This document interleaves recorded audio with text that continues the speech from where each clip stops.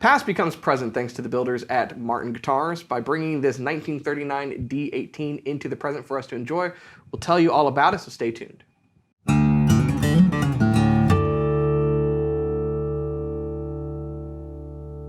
Hey, you're watching Alamo Music TV. My name is Chris McKee. And I'm Cooper Greenberg. We are here with Alamo Music Center in San Antonio, Texas, and you can find us online at alamomusic.com. If you are new to the channel, make sure you subscribe, turn on notifications, like our videos. If you want to support the channel, visit our spring store in that little clicky thing below to check out all of our swag, and check out our podcast, the Fretboard Confessional, wherever you get your podcasts. New episodes coming soon. So, truly like a blast from the past. Yeah. Martin D18 1939. 39. This is kind of a different take on like the authentic collection. Yeah. Because this is like an aged guitar, which is controversial. Yeah, it's controversial for sure. But the cool thing is you can be older, buy this, and not have to worry about wearing it out. It comes pre-worn out. It does. So to my knowledge, aged-wise, this is the only authentic that's aged besides the D45. Yep, that's my understanding. So kind of cool. Looking at this angle, it's a bunch of checking that I didn't notice before, but I mean, it's lightly distressed. It's very lightly distressed. It's not Rich distressed. Robinson style, you know? Yeah, or relic style or any of that stuff, yeah. And it's just, I mean, it's clean. It's beautiful. So it effectively is like any other authentic. So take us through the specs. It's a D18. It's a very traditional D18. So we've got our traditional combination here of spruce and mahogany. This is Adirondack VTS, so it's torrefied, heat treated, however you want to call it. But this is VTS. Torrefied Adirondack spruce, and it's got the Adirondack scallop bracing on the inside, and then genuine mahogany. If you've listened to our podcast, you know why he mentions that. Yeah. This also has a genuine mahogany neck too. It does, and it is not as hefty as the previous ones they played. What was that? The 36. Yeah. It's still pretty thick, but it's not as heavy duty. No, you know what? It's actually thinner than like 1990s Martins that I remember playing. So that was kind of surprising. And obviously somewhat aged, but still Waverly's. It just looked like brushed nickel from a distance. Brushed nickel-ish, but yeah, pretty Waverly. Open gears on there. Ebony fingerboard, ebony bridge, and it's pretty. It's very cool. And this is the third authentic that we've gotten. The first one that's aged. We played the D18, just the 36 VTS, and then we recently had the D28. But then this one kind of came as a surprise, and it's very neat. Well, and the other aged guitar was the Rich Robinson, which I said was very much like picking up an old guitar at a shop. It reminded me of going to a show and picking up some Martin. Like the wear and tear was pretty realistic, and I guess what you'd expect. Yeah. Very much the same thing here. It's a few telltale things. Like I said, if you're someone who doesn't like that whole idea, I think you could buy this guitar without being completely affected or triggered by it. Yeah. Because it is very, very subtle. If this looked like it'd been drugged behind a truck, that might be another thing. I am curious how they go about aging these, though. Every single company has their own unique little secrets. So there's theories out there. I've offered Fender, we can just drag it behind my F-250, and get that real Texas seasoning in a guitar if they want. But this looks a little different. And with this guitar, you could literally take it outside of the factory in Pennsylvania on a cold November day and then bring it back into quickly and get your HE. Yeah, absolutely. It's got a little bit of pig scratch right there, a little bit of something right there that's maybe your thumb. And some checking. It's definitely got the toner on it. Maybe they just hand this to Corey Congilio, Martin artist, to go gig with for a month and then come back and pretty much sell it. One thing worth noting, frets feel really nice. Yeah, I noticed the minute you handed it to me, one of the first things was how comfortable the neck is and how rounded the edges of the fretboard are. Yeah. In that way that, this is actually interesting. I want your take on this. There are companies that do this beveling, and it's clearly done I don't want to say by machine, but on purpose, okay? It could be a person with a file doing it, but there's a difference when they do beveling to do as a feature and when they do it for aging. Yeah. And I feel like the one for aging feels better. Yeah. What are your thoughts? I agree. I know exactly what you're talking about. It's more mimics over time, I guess, instead of just really rounding it off. Well, there's an aesthetic choice to the first choice, right? Like Yeah. when you're doing it as a feature, it's aesthetically consistent. Yeah. When you're doing it for aging, it matches how someone plays. Yeah. I don't think the process is that different. Yeah. But that feels better to me. It feels really which is good. weird. Yeah. It almost is like, do it that way on everything, guys. Yeah, I agree. My 2 cents. It does have, like you can see right there on the 2nd fret, a little bit of wear, Mm-hmm. and then up here, like getting close to the 12th. But otherwise, I mean, it's got your favorite finish on it. It's got the knockdown nitro, not quite gloss, but definitely not satin. It's like a semi-gloss. Yeah, It's a not candy-coated gloss. Very pretty. And I guess if you were to want an authentic, but you're afraid of that first ding, but you don't want it to be relict, it's got a little bit of a couple things in there that take away the fear of getting a little buckle rash on there or something. Now the nut width on this is 1 3/4, right? I think it's 1/11/16. The D28 we played was 1 3/4.